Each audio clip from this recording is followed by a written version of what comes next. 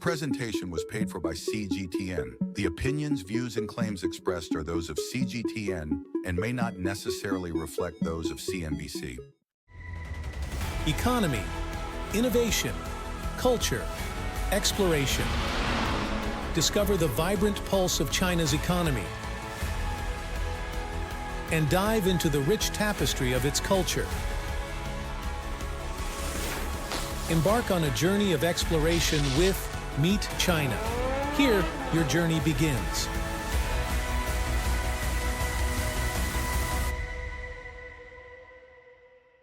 Hello and welcome to Meet China. I'm Lulu and this is Chongqing. It's a sprawling metropolis set in southwestern China. The city is renowned for its persistent fog, as you can tell, and it's also dubbed as an 8-dimensional magic city, mostly because of its intricate network of layers, its vibrant neighborhoods, and its interesting culinary scene, especially its famous local hot pot. In today's program, we will dive into underground Chongqing to discover how its pipeline system generates economic and social benefits, and then we discover what's it like to be living and working in this magical AD city. Finally, I will whisk you away to Guangzhou, another metropolis in South China. Now, as we often gaze up and admire those modern skyscrapers, we might ignore the bustling activities happening beneath our feet. As a matter of fact, China renovates its extensive pipeline system underground every year. Now that presents huge organizational challenges as well as enormous business opportunities. Today, our journey to underground Chongqing begins here in the manhole. Well, that's me. As you see, I just came out of a place where most people wouldn't have to go, the underground world. Okay, so how I got there is a bit of a long story. Several days ago, I came to southwest China's Chongqing. The city's unique geography is what it's famous for. It is known as a mountain city where many buildings and roads are densely grouped as they're built on hillsides. So above the ground, Chongqing is absolutely a concrete jungle. But what most people may not know is that a few meters underground, things can get just as complex as they're up there. It consists of 180,000 kilometers of different sorts of pipelines that are laid out in the lower spaces of Chongqing. That length is like half of the distance from Earth to the Moon. More importantly, these pipelines are the lifelines of the city. They're vital to sustain the lives of the people, such as providing water, electricity, and telecommunication services such as the internet you may be using to watch this video. So how does one organize such a huge and important network, especially in the darkness where we can't even see our hands? Well, Chongqing has first made some of them visible.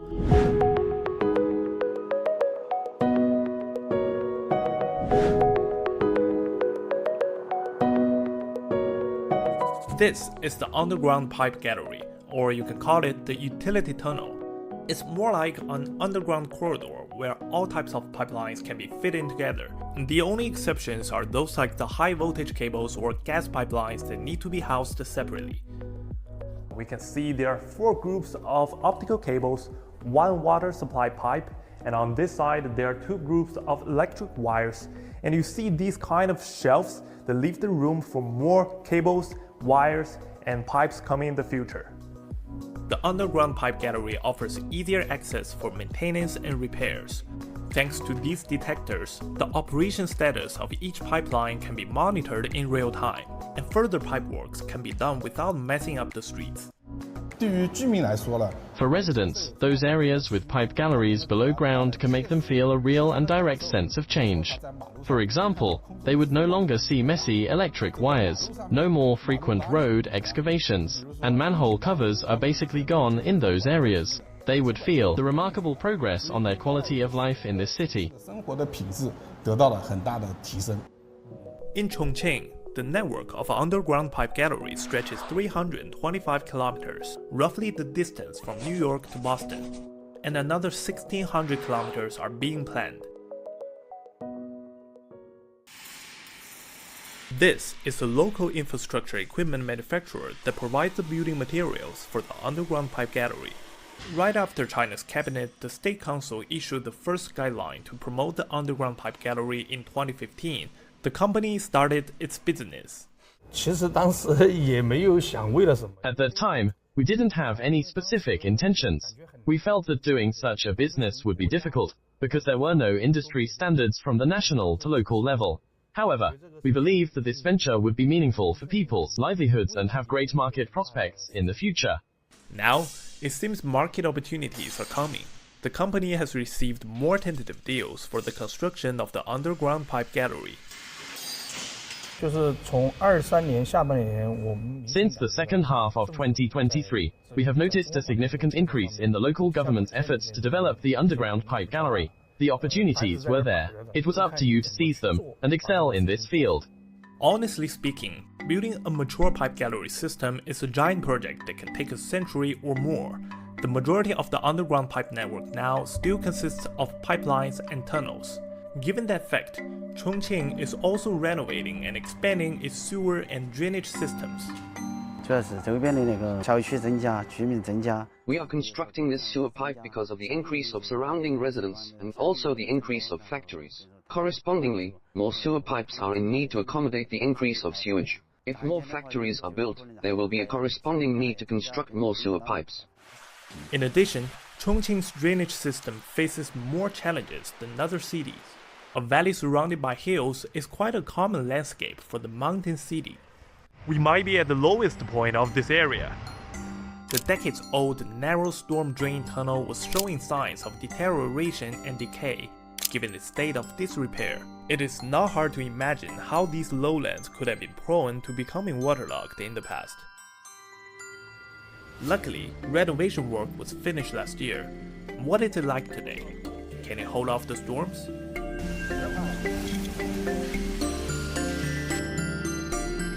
So this tunnel is around 3.2 meters high and 2.2 meters wide. And yesterday, due to the drizzle out there, you can see the rainwater is flowing here, but it cannot cover my foot.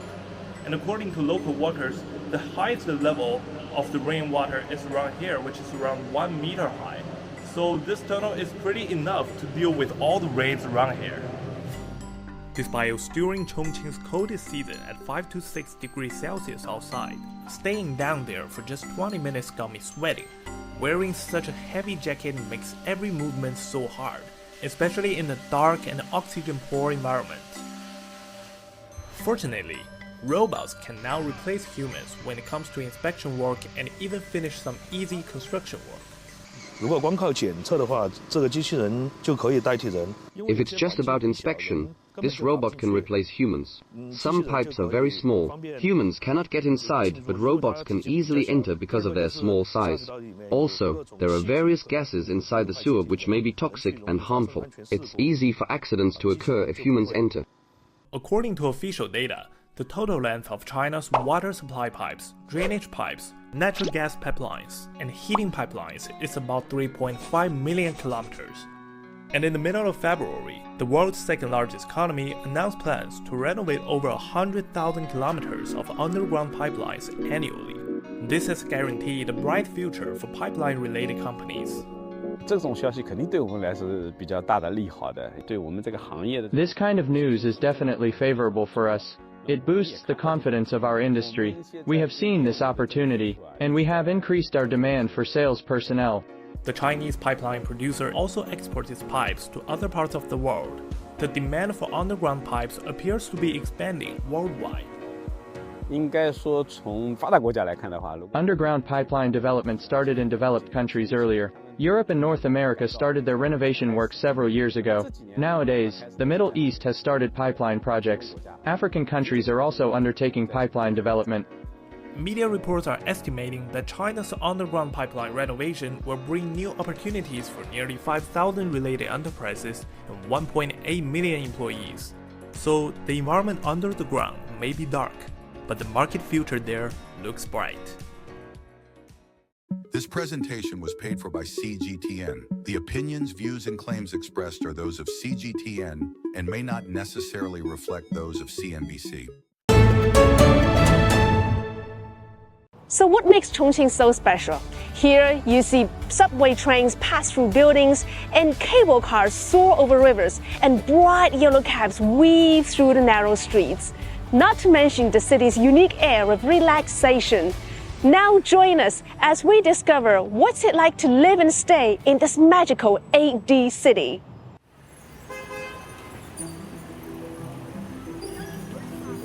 Up the Yangtze River lies a unique Chinese city. Skyscrapers, bright lights, complex highways, hot pots everywhere. Welcome to Chongqing. Thank you. Cheers, cheers, cheers. Chongqing, or the mountain city, is a city like no other. It's a modern city steeped in history. I could not help myself but be drawn to its magical three-dimensional landscape. It's like traveling through time and space.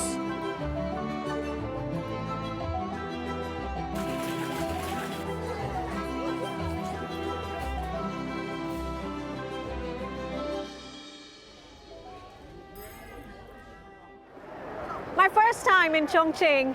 I'm told this is a city, 8D magic mountain city. What better way to explore the city than speak to the locals and find out all the hot spots?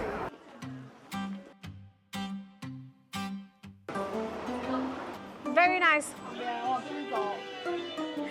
Whoa, this is nice. Follow me. Oh my God.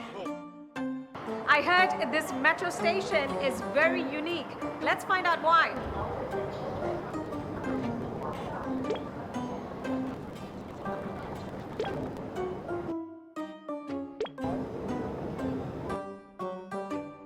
I still can't see the train or the platform.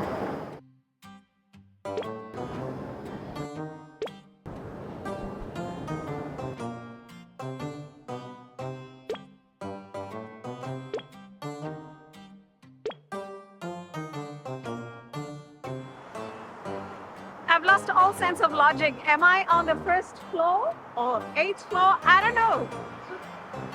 Bye. Attracted by the business opportunities on offer, there's a sizable foreign community in Chongqing. I know of such a guy. Adam came and left, but came again to finally make this city his home.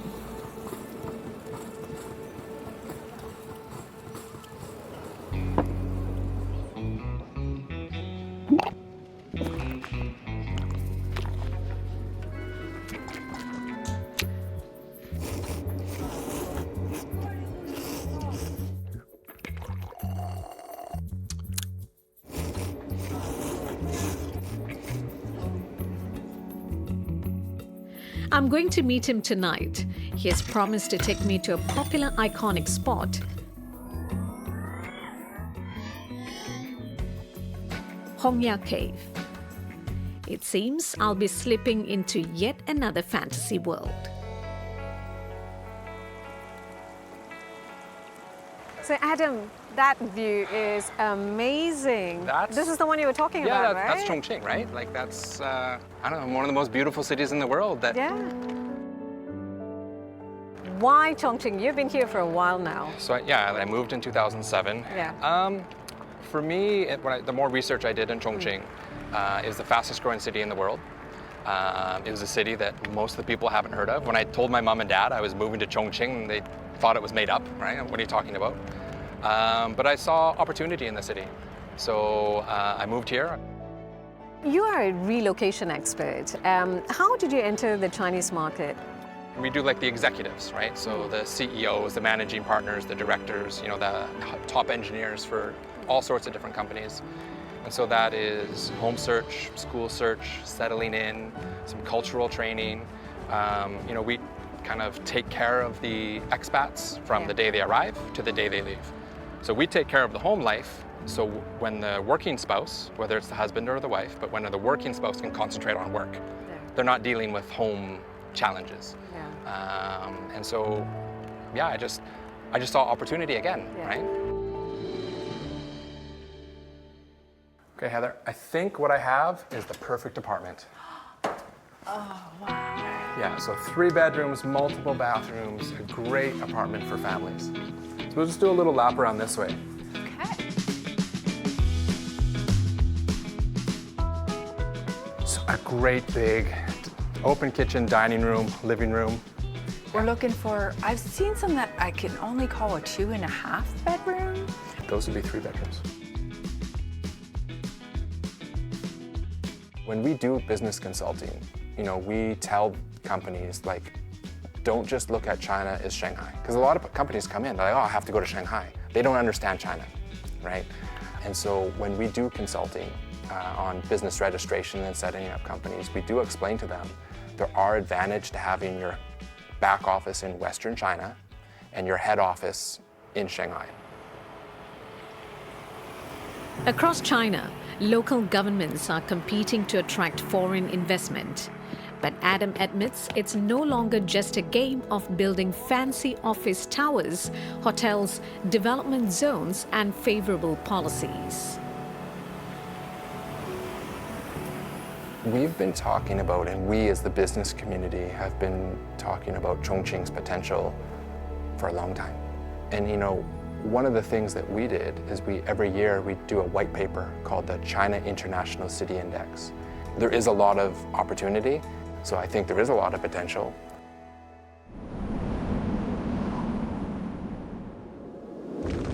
The soft environment also matters, like providing education, entertainment, and even sports. When I asked Adam what's the thing he most loves about being here, he answered without hesitation: climbing the mountains. And I can certainly understand why. Adam manages the Chongqing jogging team and has an outdoor fitness club called The Hub. He gets all his friends to join in the fun. 5, 6.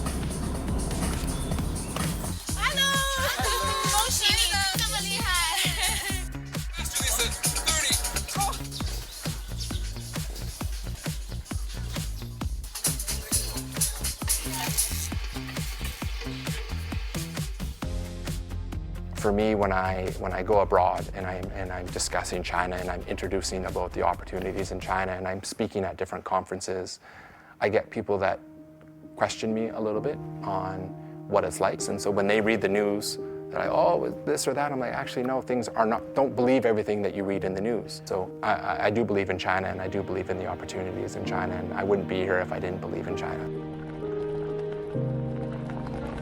Welcome to Chongqing. Thank you. Cheers. Cheers. Chongqing is growing up. It's more international. Whether it's banks or food or restaurants, it's a lot easier being an expat here than it was 2007. Like, you've traveled to many cities. What kind of development, how has it progressed? So what I've managed to observe is that it's not the change that I've seen in the last 6 years, but the change that has been built for decades. I can see that people are here happy and content in most cases, because their present looks better than their past.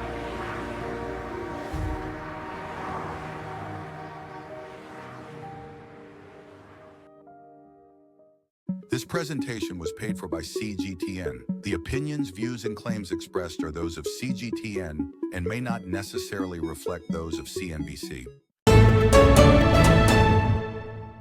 Now let's take a moment to escape this misty allure of Chongqing and bask in the sunshine of Guangzhou, a gem in South China's Guangdong province. Guangzhou is a global manufacturing hub.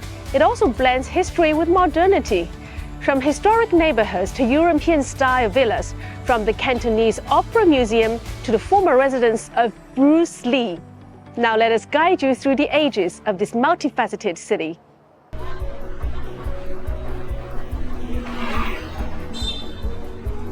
When you wake up nice and early to discover that everything is closed.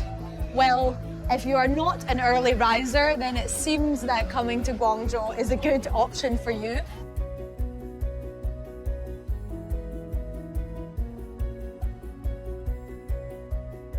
even if none of the stores are actually open. A morning playing with strangers' puppies in this warm weather is still a morning well spent for me. I've come to Chongqing in Guangzhou's Old Town. Once a gathering place for artists and performers, today its alleys are full of fun food craft stores. Oh, it's so cute. This is crazy. These look handcrafted. Look at that. Oh, this place is cool.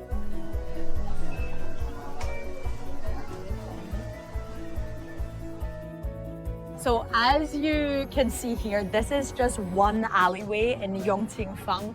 It's actually got a bunch of alleyways all packed with really cute boutiques, independent designers, coffee shops, tea. You can get just about anything here to give you that nice little minding of your trip in Guangzhou. So I think we'll probably move on to the next alleyway now and see if we can get some more hidden gems. We have made it to the Bruce Lee exhibition, which is tucked away right at the end of the alley of Yongqing. It's pretty cool though, because it was actually established in the 1940s by Bruce Lee's dad, Lee Hai-chuan, who funnily enough was a practitioner at the Canton Opera, just a stone's throw away at another alleyway, which we will check out later. But here they have stripped the building back to its bare bones, and we can essentially follow the history of how Bruce Lee started from a young boy to the martial arts and movie icon. It's just incredible to be here and feel the spirit of the icon that was Bruce Lee. I think particularly nowadays we're so used to, people doing stunts on movies or CGI, but Bruce Lee really was the pioneer of mastering your craft, and he also was an incredible actor, hence the blockbusters donned on the wall here. It's like we're walking through history to see the making of the king.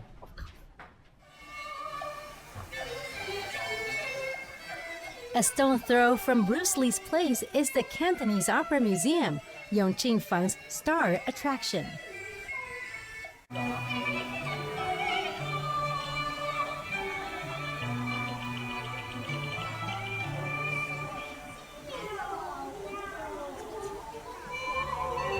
Oh, what a show. And besides the main show, there's a bunch of halls where you can really dive deeper into the key figures, the history and the culture behind the Guangdong opera. And if you're like me, it doesn't even matter if you don't know what they're saying or what the story's about. Just a brilliant way to spend an afternoon under the opera pavilion.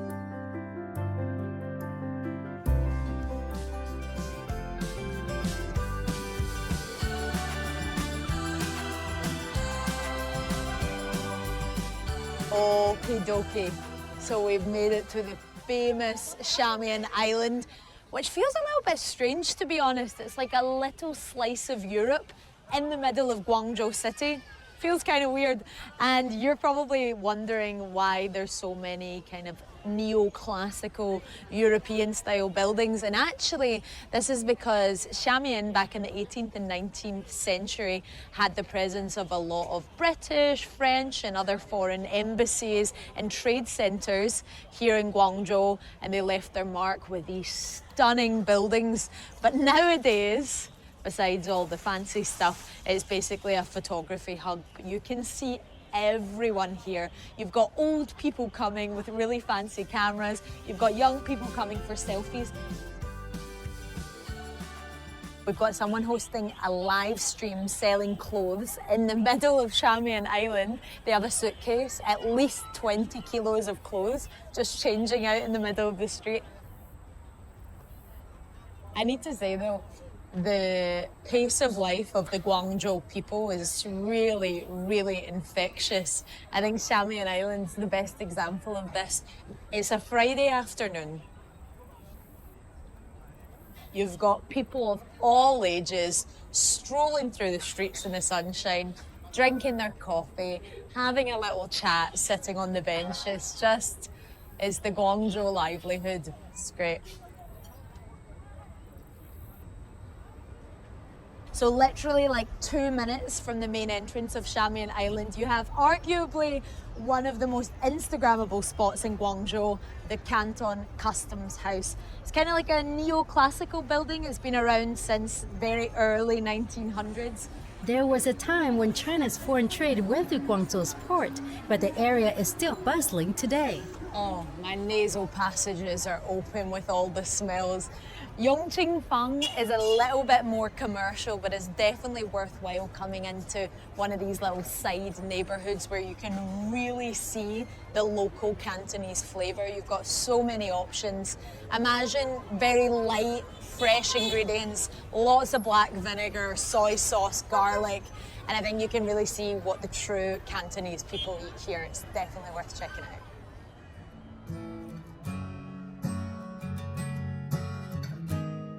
Nearby is the Sacred Heart Cathedral, built by French missionaries in the 19th century. The contrasting Chinese and Western architectural styles here make this place a popular spot for photographers.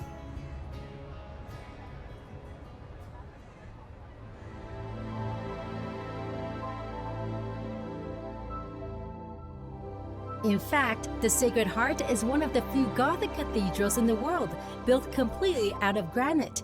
Its stained glass windows and twin spires make it one of Guangzhou's best-loved landmarks. Today, the cathedral is an active place of worship, holding regular masses and services for the sizable local Catholic community.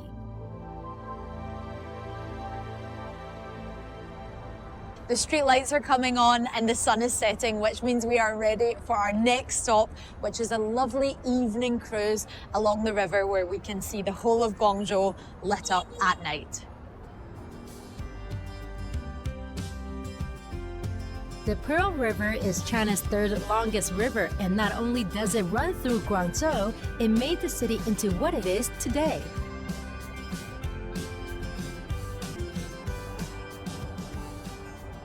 The Guangzhou skyline at night might be one of my favorite cityscapes on the whole continent of Asia, and I just think it's so iconic and representative of how international Guangzhou actually is as a city, because right here on the Pearl River Delta historically was one of the first places where Guangzhou opened up to foreign trade.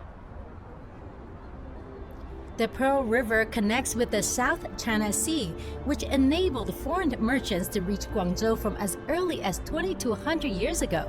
This access turned Guangzhou into a powerhouse for global trade. Time now to unwind on this neon-lit night cruise along the rivers of Chongqing.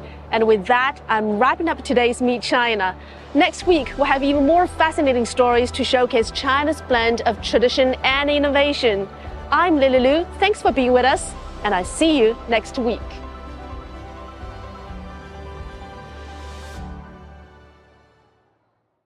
This presentation was paid for by CGTN. The opinions, views, and claims expressed are those of CGTN and may not necessarily reflect those of CNBC.